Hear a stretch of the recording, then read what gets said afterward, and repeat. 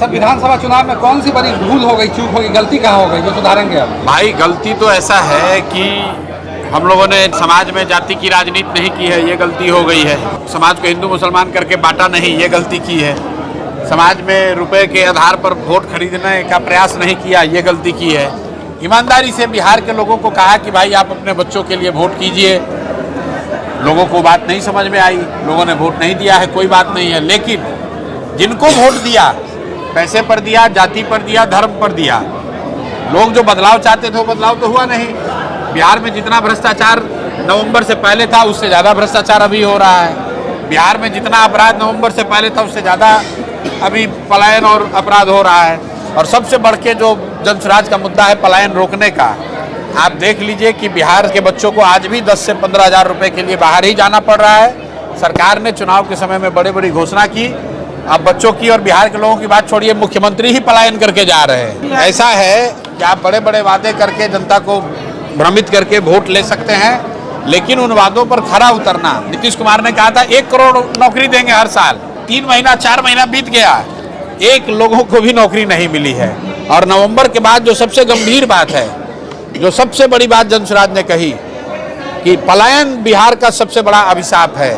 मैं आपके सामने आंकड़ा शेयर कर रहा हूं, नवंबर के बाद 50 से ज़्यादा बिहार के बच्चों की मौत हो गई जो बाहर गए थे फैक्ट्रियों में काम करने के लिए, मजदूरी करने के लिए। अभी आपके जिले से 4 लोगों की मृत्यु हुई है, आप सबको पता है। 4 लोग होली के दिन, जब पूरा देश होली खेल रहा था, जब अमित शाह क्रिकेट मैच देख रहे थे, उस समय 1000 रुपये, महज 1000 रुपये के लिए ये बच्चे, बिहार के युवा गैस वाला टैंक साफ करने गए और वहाँ 4 लोगों की मौत हुई है। क्या मुख्यमंत्री ने उस पर बयान दिया? अरबा और उसना की चिंता करने का दावा करने वाले मोदी जी ने उस पर बयान दिया? क्या अमित शाह ने कुछ बोला?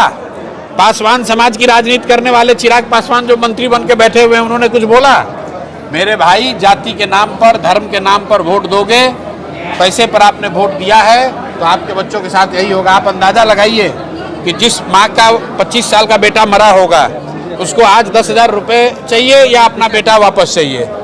जिस पत्नी का पति मर गया, उसको 10,000 रुपया चाहिए कि उसको अपना पति वापस चाहिए? यही बात तो जनसुराज समझा रहा था, तब लोगों को समझ में नहीं आया। अब लोग त्राही त्राही कर रहे हैं। लेकिन हम लोग का जो प्रयास है वो सिर्फ MLA बनने का नहीं है। बिहार के समाज में जब तक ये समझ नहीं बने, जब तक सुधार नहीं होगा, तब तक हम लोग पूरी ईमानदारी और शुद्धता से अपनी ओर से प्रयास करते रहेंगे। समझना नहीं समझना वो जनता के हाथ में है। अगर जनता समझेगी तो उनके और उनके बच्चों का जीवन सुधरेगा, और अगर नहीं सुधरेंगे तो भैया जो अभी हो रहा हो आप देख लीजिए। जनसुराज ने कहा था कि नेता का बच्चा नेता बनेगा और आपका बच्चा मजदूर बनेगा। आज नीतीश कुमार छोड़कर जा रहे हैं पद, तो भी उनका बच्चा नेता बनेगा। और नेता अपने बच्चे के लिए उन्होंने राज सिंहासन की व्यवस्था की है, और बिहार के बच्चों के लिए गुजरात में, कोयम्बटूर में, पंजाब में, हरियाणा में मजदूरी की व्यवस्था की है। तो अगर आप अपने बच्चों की चिंता नहीं करेंगे तो आपके बच्चों को मजदूर ही बनना पड़ेगा, उनको ये कष्ट भोगना पड़ेगा। जब तक बिहार के लोग इस बात को नहीं समझेंगे तब तक सुधार नहीं होगा।